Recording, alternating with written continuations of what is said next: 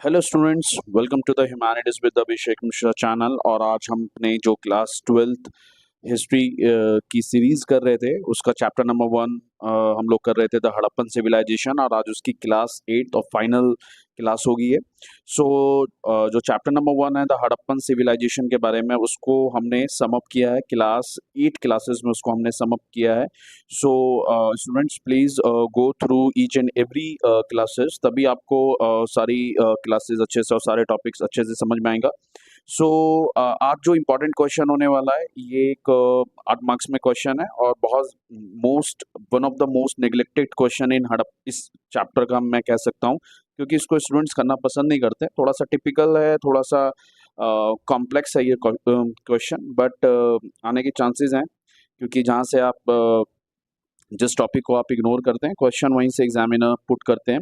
So the question is the describes Harappa's trade relation with subcontinent within subcontinent and West Asia.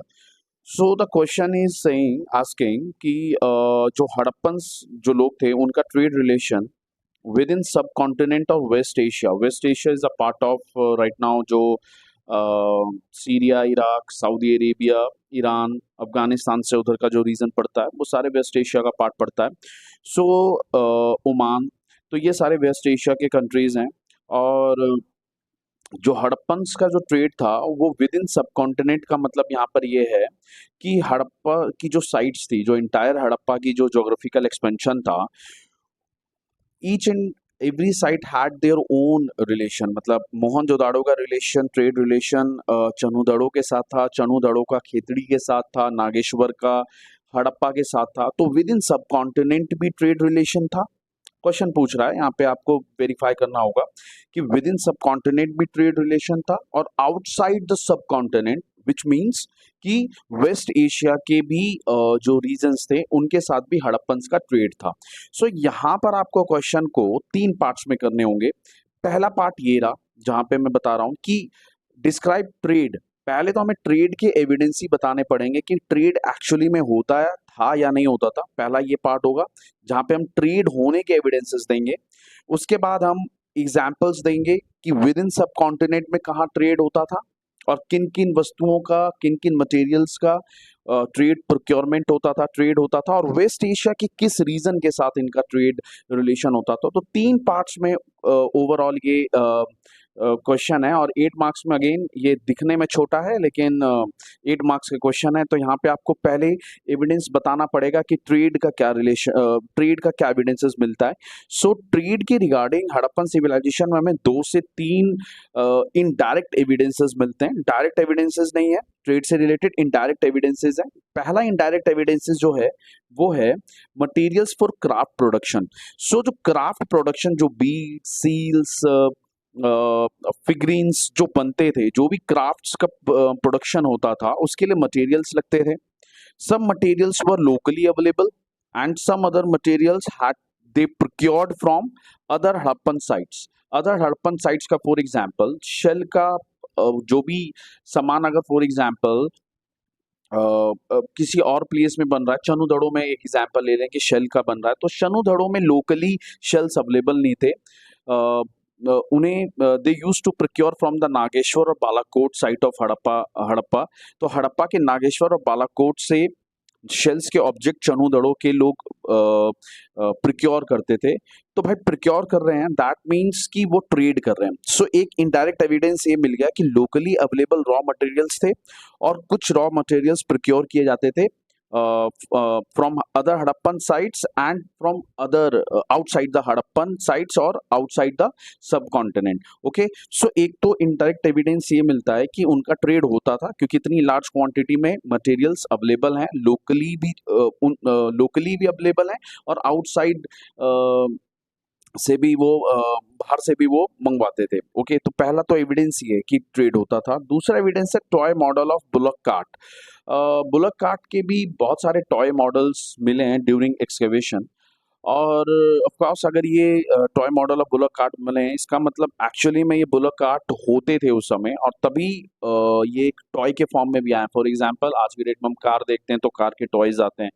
सो वैसे ही bullock cart वो होते होंगे, और उनका एक टॉय बना। सो बुलक कार्ट का भी क्या यूज होता होगा, उसका एक use for transportation of goods from one place to other place. So एक स्थान से दूसरे स्थान पर गुड्स को ट्रांसपोर्ट करने के लिए बुलक कार्ट का यूज होता होगा। दैट मीन्स ट्रेड होता था। तो एक इन दूसरा इनडायरेक्ट एविडेंसेस ये है, और तीसरा इनडायरेक्ट एविडेंस है डेवलप्ड रिवर राइन रूट्स थे, जो इंडस रिवर का जो पूरा ट्रिब्यूटरी रिवर और इंडस रिवर का जो सिस्टम था, क्योंकि पूरी पूरी की पूरी सिविलाइजेशन इंडस रिवर के सराउंडेड थी।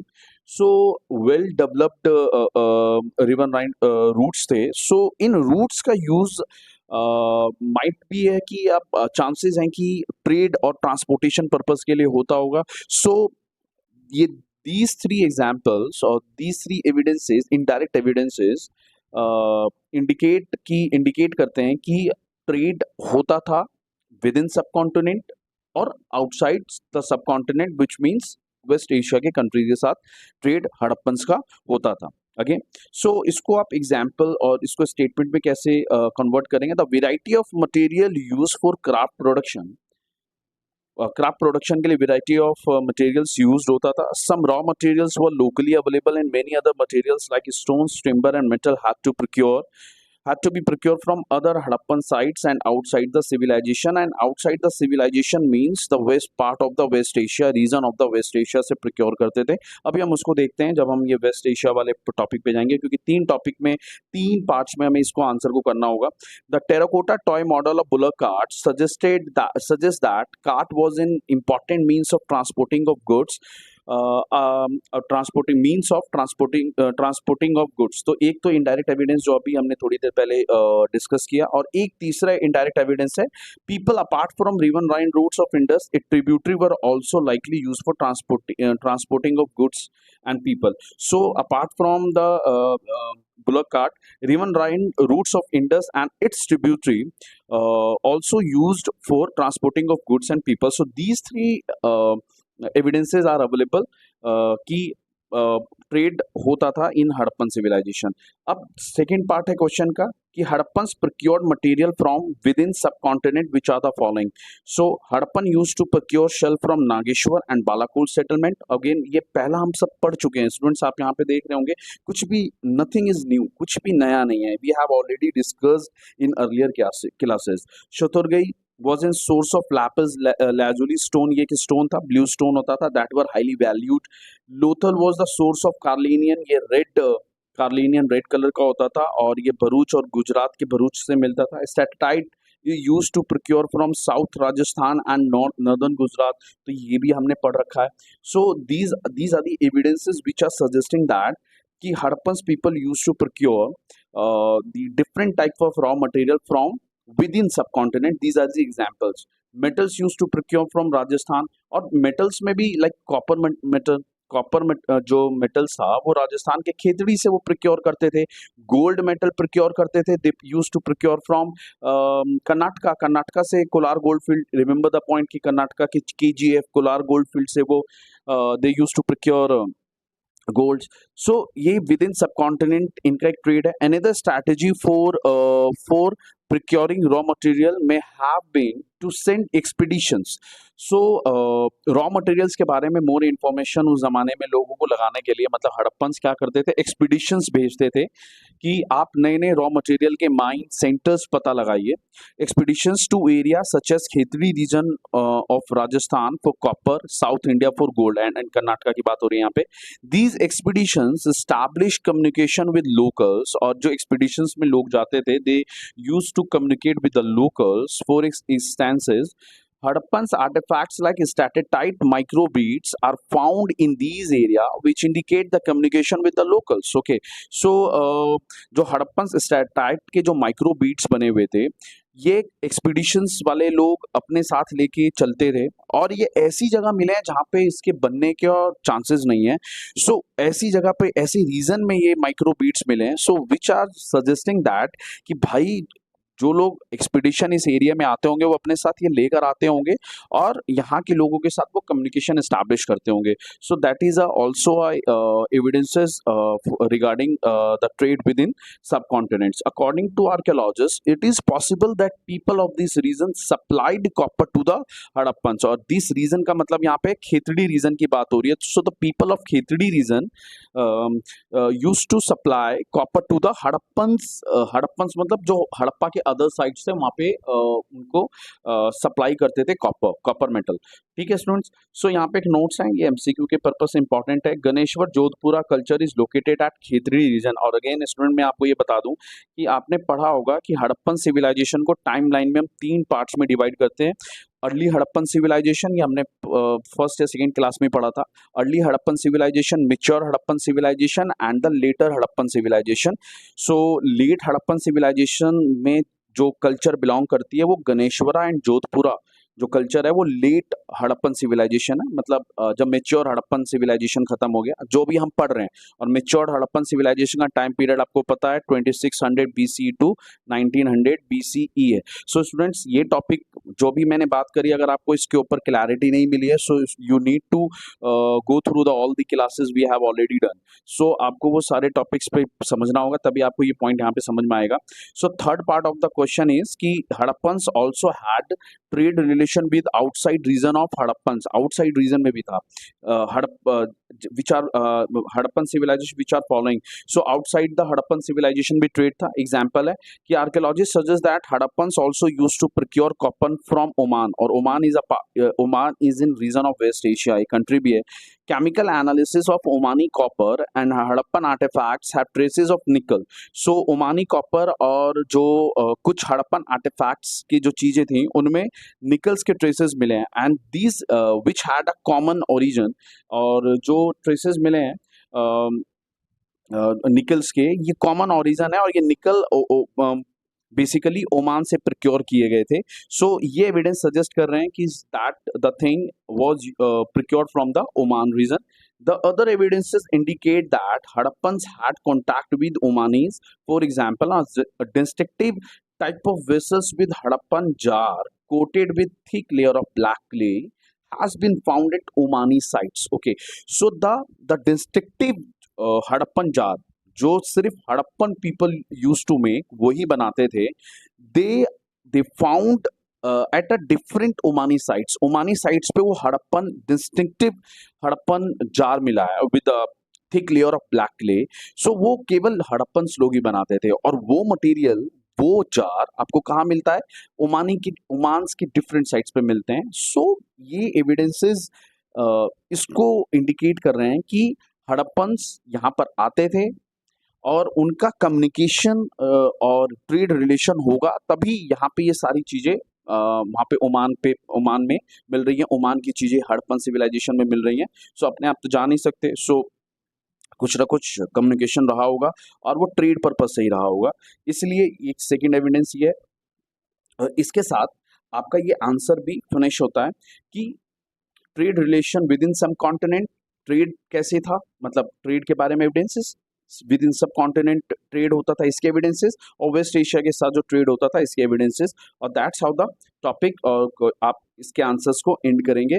और ये 250 वर्ड्स आप मोर देन इनफ है, आप अच्छे से इसको कर सकते हैं. और मेक श्योर कि आप इसका एक फ्लो चार्ट जरूर बना दें, क्योंकि स्टूडेंट्स फ्लो चार्ट आपको 2 वेज में हेल्प करता है. एक तो आपको पॉइंट्स को रिमेंबर, क्योंकि आप फ्लो चार्ट में जो भी बनाएंगे वो आप उसको लिख देंगे वहाँ पर, और ड्यूरिंग जब आप फ्लो चार्ट को स्टेटमेंट में कन्वर्ट करेंगे तो जो फ्लो चार्ट में आपने पॉइंट्स लिखे हैं वो पॉइंट्स आप मिस नहीं करेंगे. आप फ्लो चार्ट के पॉइंट्स को देख देख के एक्सप्लेन कर सकते हैं. तो यहाँ से आप दो काम एक साथ कर सकते हैं कि आप भूलेंगे भी नहीं, पॉइंट्स भी आपको सारे याद रहेंगे और आंसर भी थोड़ा सा बड़ा हो जाएगा और टीचर को भी लगेगा, क्योंकि टीचर एग्जामिनर को बहुत सारे क्वेश्चंस चेक करने होते हैं. सो फ्लो चार्ट देख के वो एक 50% उसके मैसेज कन्वे हो जाएगा, students know about the questions and topics. So इसलिए हमें टीचर को, एग्जामिनर को कन्वे करना है कि हमें पता है. तो flow chart is very very important. Okay, so what are the theories about the end of Harappan civilisation. अब ये चैप्टर का सबसे इंपॉर्टेंट और सबसे लास्ट क्वेश्चन है. कि हड़प्पन सिविलाइजेशन को लेके कौन कौन सी थ्योरीज है। तो students there are two theories among the archaeologist, but जो मोर कन्विंसिंग थ्योरी है कि एंड ऑफ हड़प्पन सिविलाइजेशन है, वो एनवायरमेंटल कॉज है। पहले तो हम एंड ऑफ हड़प्पन सिविलाइजेशन को समझ लेते हैं कि एंड ऑफ हड़प्पन सिविलाइजेशन क्या है। End of Harappan civilization doesn't mean कि सभी लोग हड़प्पा की साइट्स में रहते वो खत्म हो गए, मर गए, ऐसा कुछ नहीं है। एंड ऑफ हड़प्पन सिविलाइजेशन का मतलब है कि जो सिविलाइजेशन की कैरेक्टरिस्टिक्स थी, हड़प्पन सिविलाइजेशन की जो कैरेक्टरिस्टिक्स थी, वो 1900 बीसी के बाद से हमें देखने को नहीं मिलती। आप बोलोगे कि मतलब समझ में नहीं आया कि क्या कैरेक्टरिस्टिक्स थी हड़प्पन सिविलाइजेशन की। तो स्टूडेंट्स, हड़प्पन सिविलाइजेशन के कैरेक्टरिस्टिक्स हमने क्लास 2 या 3 में पढ़ा है कि urban urban settlement was the main feature of the Harappan civilization. उसके अलावा उनका ड्रेनेज सिस्टम, उनके बीड मेकिंग प्रोसेस, उनके जो क्राफ्ट प्रोडक्शन सेंटर्स थे, these were the characteristics of the Harappan civilization, and that characteristics do not find that type of characteristics of Harappan civilization after the 1900 BC. So that's how archaeologists consider that कि after 1900 BC the Harappan civilization खत्म होता है, mature Harappan civilization, and enters into the rural Harappan civilization, क्योंकि urban centers खत्म हो गए थे और वो रूरल सेटलमेंट्स में एंटर कर जाते हैं, और उसी को लेट हड़प्पन कल्चर के नाम से भी जानते हैं। सो स्टूडेंट्स, यहाँ पे आपको ध्यान रखना है कि there are two theories. I hope आपको ये बात समझ में आ गया कि एंड ऑफ सिविलाइजेशन का मतलब क्या है, कि end of Harappan civilization means the end of the characteristics which which are being found at the different Harappan sites. Okay, so एक तो ये पॉइंट क्लियर हो गया। उसके बाद हड़प्पन सिविलाइजेशन के एंड को लेकर दो थ्योरी है कि जो कैरेक्टरिस्टिक्स हमें बाद में दिखने को बंद हो गए, उसके दो रीजंस हैं। एक तो इन्वेजन ऑफ आर्यन, एक थ्योरी ये है, और एक है एनवायरमेंटल कॉज।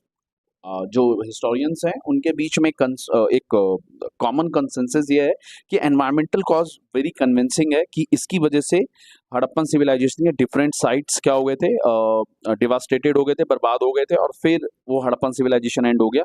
सो एनवायरमेंटल कॉज में flood, drought, change in course of river, और रिवर जब भी अपना कोर्स चेंज करेगी तो फ्लड आएगा। So that deforestation, so that was the reason for the end of the Harappan civilization. So you need to convert these points into a statement. So the end of Harappan civilization doesn't mean the end of the entire human population, rather it's mean disappearance of distinctive characteristics of features of Harappan civilization. Getting my point? So मैंने यही बताया कि disappearance of distinctive features of Harappan civilization such as weight, seals, long distance trade, human settlement, method of house construction techniques, and large public structures like great bath and granaries.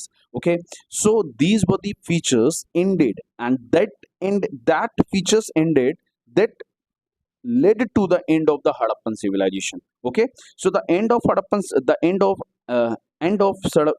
civilization means the Harappan urban human settlements transformed into a rural way of life again, क्योंकि Harappan settlements क्या थे, mostly वो cities based उनका civilization था, but अब वो rural way of life में convert हो गए, which was called as a late Harappan culture. Okay, so Harappan culture का 3 टाइम पीरियड है, early, mature and the late. और late starts from 1900 BC up to 1300 BC तक चलता है।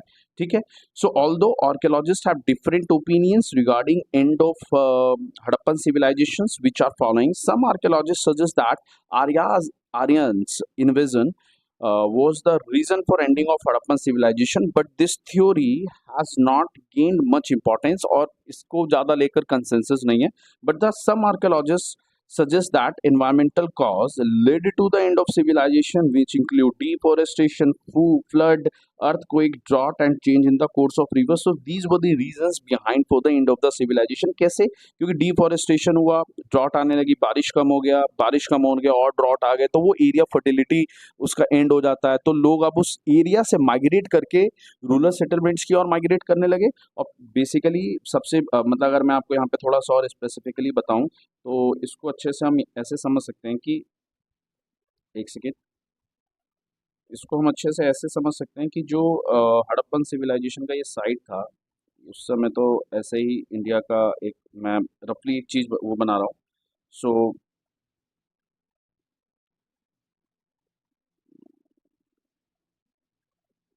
ये इंडिया का उस समय का मोटा-मोटा मैप था। तो यहाँ पे जो लोग रह रहे थे, हड़प्पन साइट्स आपको बेसिकली इसी रीजन में ज़्यादा मिलेगा।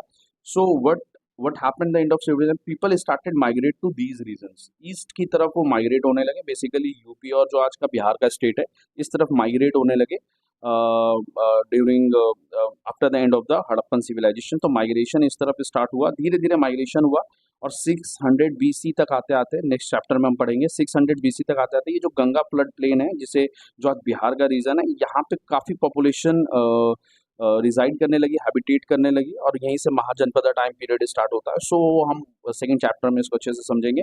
बट आप ये समझ गए होंगे कि end of Harappan civilization doesn't mean the end of the population, means the people started to migrate to the other regions, दूसरे रीजन्स में जाने लगे and as well so the characteristics of the Harappan civilization also ended. So that's how the that makes the end of the civilization. Okay students, so ये एक important topic है, ये 3 marks में या 8 मार्क्स में भी आ सकता है, तो आप इजीली इसको भी डील कर सकते हैं, बहुत इजी है।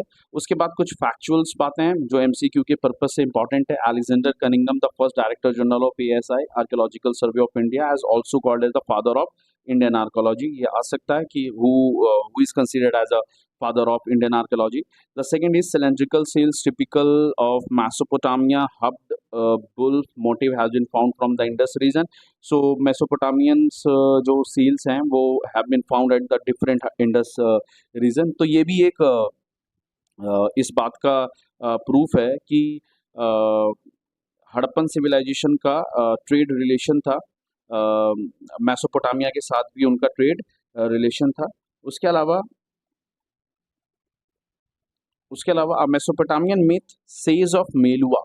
सो मेसोपोटामिया का एक मिथ है, वहाँ पे Meluha is a considered for Meluha जो है वो वर्ड हड़प्पा के लिए यूज होता है, मेलुआ वर्ड। सो उसमें ये था हाजा बर्ड यूज होता था, may your bird be haja bird, may it call be heard in royal palace. Some archaeologist suggest that haja bird was the peacock. तो हाजा बर्ड पीकॉक है और मेलुआ के लोगों के लिए ये मिथ था, वो हाजा बर्ड वर्ड यूज करते थे। आई थिंक जेस्चर एक गुड जेस्चर के लिए ये वर्ड यूज करते थे। Mesopotamian text refer Meluhha as the land of seafarer के लिए ये वर्ड यूज होता था, सी फेरर के लिए मेलुआ। सी फेरर मतलब ये मेलुआ वर्ड हड़प्पा के लोगों के लिए था, क्योंकि हड़प्पन्स रिवन राइन रूट्स का यूज करते थे, सी रूट्स का यूज करके ट्रेड करते थे, इसलिए उनके लिए सी फेरर्स वर्ड भी यूज होता था। सो स्टूडेंट्स आप ये पॉइंट जरा ध्यान रखेंगे। उसके अलावा कुछ टाइमलाइंस के हैं, ये भी वेरी वेरी इंपॉर्टेंट है, यहीं से भी क्वेश्चंस और ये सीयूटी के पर्पज से भी इंपॉर्टेंट है स्टूडेंट्स, तो थोड़ा सा इसको भी ध्यान में रखेंगे। 1875 अलेक्जेंडर कनिंगम की रिपोर्ट आई हड़प्पा सील्स को लेकर। 1921 में एम एस वत्स ने बिगिन किया एक्सकेवेशन एट हड़प्पा साइट पे जो पहली बार एक्सकेवेशन स्टार्ट हुआ वो एम एस वत्स ने स्टार्ट किया। उसके बाद 1925 में मोहनजोदड़ो में एक्सकेवेशन स्टार्ट हुआ और ये सारा जो है भाई वो क्रोनोलॉजी के लिए इंपॉर्टेंट है। क्रोनोलॉजी जो आता है कि फर्स्ट इंसिडेंट पहले कब हुआ, असेंडिंग टू डिसेंडिंग और डिसेंडिंग टू असेंडिंग में अरेंज करना होता है, तो वेरी इंपॉर्टेंट है। फिर उसके बाद 1946 में एम वेलर ने एक्सकेवेट किया हड़प्पा को। 1955 में एस आर राव ने बिगिंस किया लोथल पर एक्सकेवेशन।